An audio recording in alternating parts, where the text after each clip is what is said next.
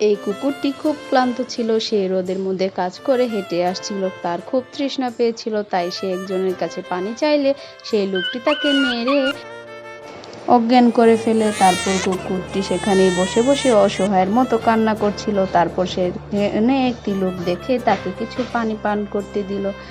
কুকুরটি অসহায় হয়ে খুব কান্না করতে লাগলো। তারপর কুকুরটি ভাবলো সে কিছু কাজ করবে, কাজ করে টাকা ইনকাম করবে। তাই কুকুরটি একটি স্টেশনে গিয়ে অনেকের ব্যাগ নিয়ে সে বইতে লাগলো। তারপর কুকুরটিকে সবাই টাকা দিল।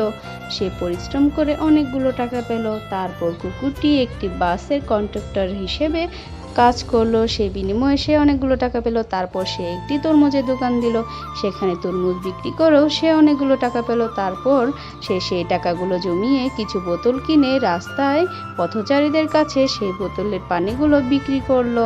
তারপর সে এইভাবে অনেক টাকা পেয়ে অনেকগুলো পানির ট্যাঙ্ক কিনলো এবং কি ফ্রিতে সবাইকে খেতে দিল। এই ভালো কুকুরটির জন্য তোমরা সবাই প্লিজ লাইক সাবস্ক্রাইব করে দাও, এখনই করে দাও।